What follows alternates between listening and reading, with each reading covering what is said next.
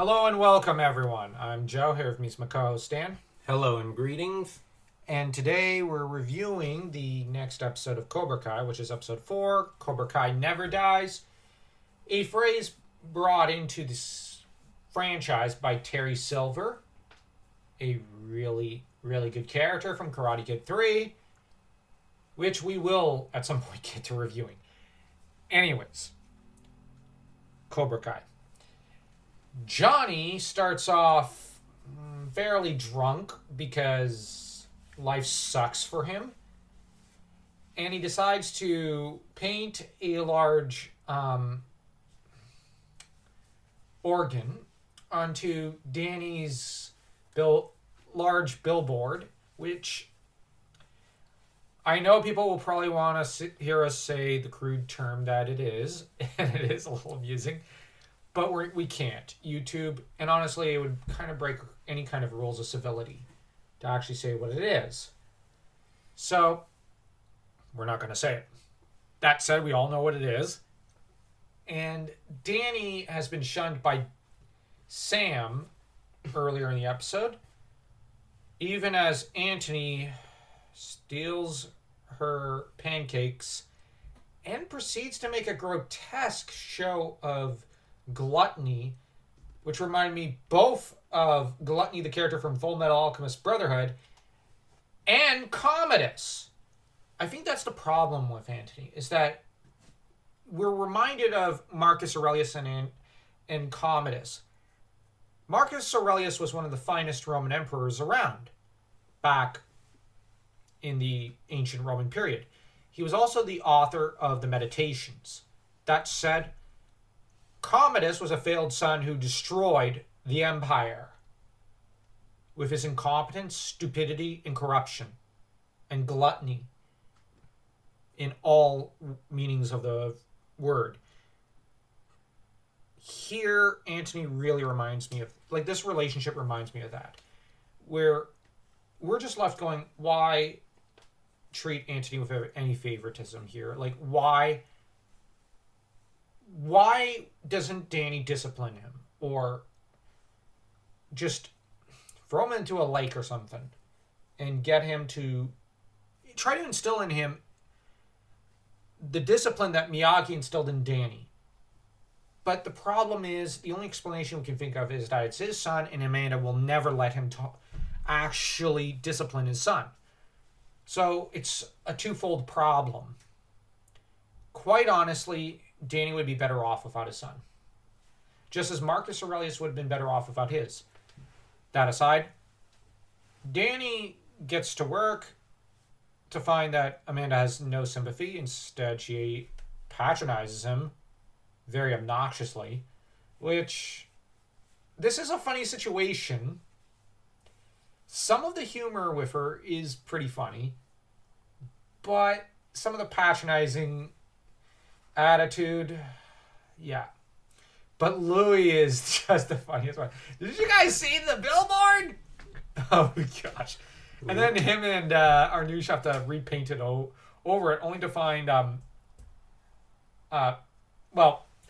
Johnny left a present. Dog present of sorts. Yes. But the question the two of them have is, how did a dog get up here? Which is a mystery. Did Johnny get the dog up there, or was it already there? Did it already leave the present? I think it's the latter. Yeah, but he would have had to have either picked that stuff up. But I don't think that. Where could he have found the dog and get it up there while drunk? Maybe a stray? I think it was there either before or after him. That's fair. Because Johnny's not very coordinated or intelligent or even capable or competent when drunk. Yeah, that's fair. He's petty while drunk. Oh, yeah. As see with the main plot of this episode, the billboard. That said, Danny gets frustrated with the competitive car dealer, kicks his drink out of his hand, and for the first time feels like himself in a while, because the guy mocks karate, which seems... that's the first hint we get that Cole is not from this part of town, because in the valley, karate is more popular than football, American football, is amongst most Americans. And saying, "Oh, I'm a 2-time champ," would be taken as a big deal In the Valley. in the Valley. And it's like even silver. A billionaire considered that a bit of a big deal. That said, the problem is Cole is just obnoxious. And it is a funny scene. As for Sam and Kyler, they finally break up, much to Danny's relief and joy. And it seems Amanda's disappointment, which, okay, whatever, who cares. As for Johnny, he gets, well, the cold shoulder treatment from Robbie, who hates him. Parent alienation is a big deal. And Johnny ends up going to his ex and telling her, like, you're going to give up on our son? Seriously? You gave up on him on day one. When we have Johnny, who has pictures of Robbie when Robbie was young, such as the one on his fridge, we have the fact that Johnny throughout the series keeps trying to reach out to Robbie. So we know that Johnny didn't actually give up on Robbie. He was simply absent for, well, at the beginning he was absent for one day because, his mom died and he was traumatized.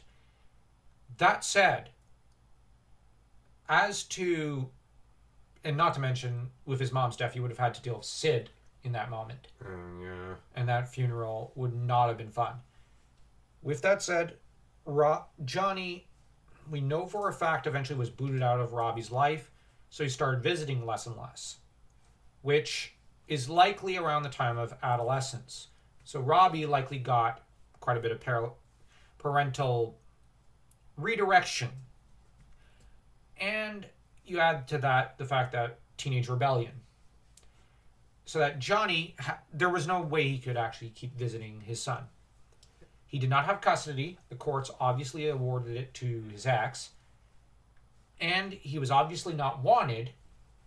So a lot of fans judge Johnny very harshly, but I actually think it's impossible to judge him harshly because he is actually he's actually the victim here, weirdly enough. The fact that he went to his ex and pretty much told her, "Hey, be a parent." Even though she's verbally abusive as all heck. It's like, you want to jump down my throat over... Johnny's the better parent of these two. Yeah, and Johnny's essentially telling her, he listens to you. Go tell him to get back in school. He has to be in school. He must have a future. And he threw me under the bus. So he said there was so let's try to work as a team. And she says, no, we're not a team. And that's the problem. Both Johnny and Danny are not... They don't have partners who support them or want them to have relationships with their kids. Now later, Johnny's ex cleans up, gets better, and actually is very likable by season 4 and 5. Very likable as a character.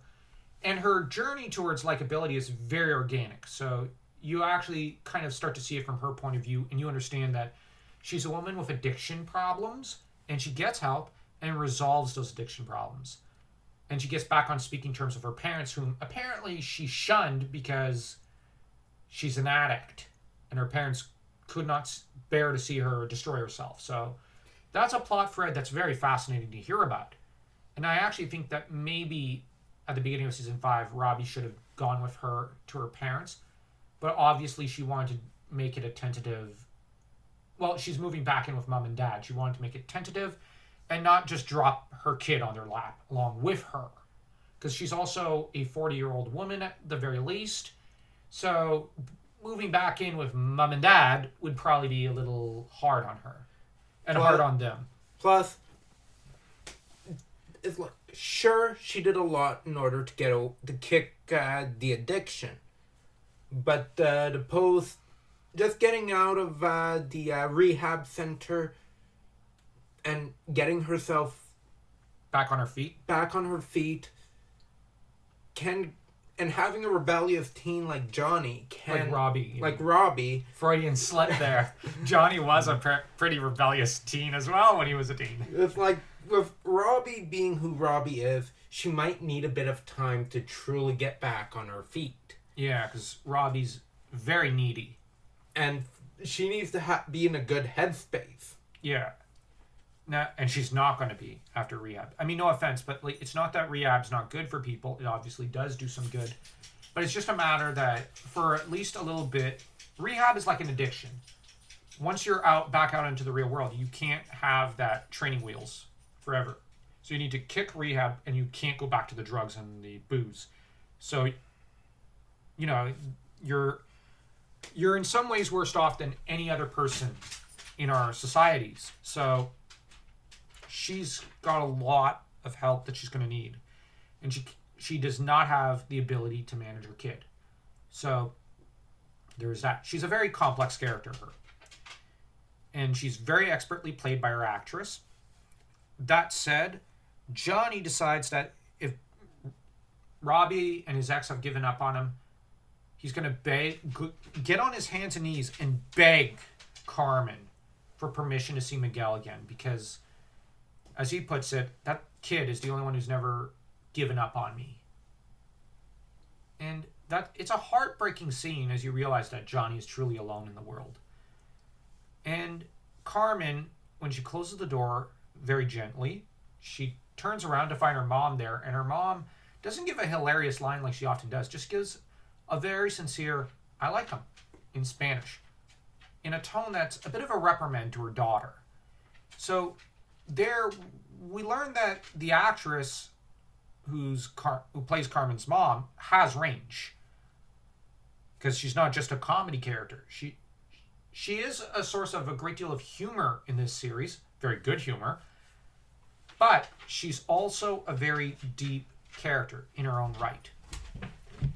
And, well, everyone who's watched season 3 knows that. As for Carmen, she rolls her eyes and looks irritated at her mom, only to later give Miguel permission to go back to Cobra Kai.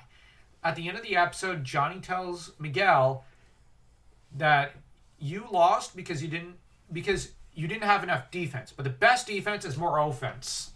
Well, that's Johnny. And discussing, I just had a thought when it comes to Carmen, her mother, and Miguel. We can contrast that to Johnny, Sid, and Robbie. Oh, yeah, that relationship. Yeah, it's very, very different. Mirror images.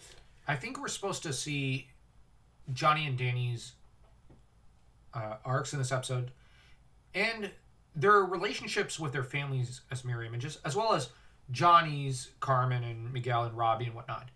We're supposed to kind of see them as, mirror images and opposites, in a way. We see how Carmen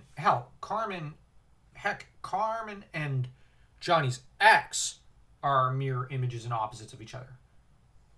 And you got Miguel and Robbie here.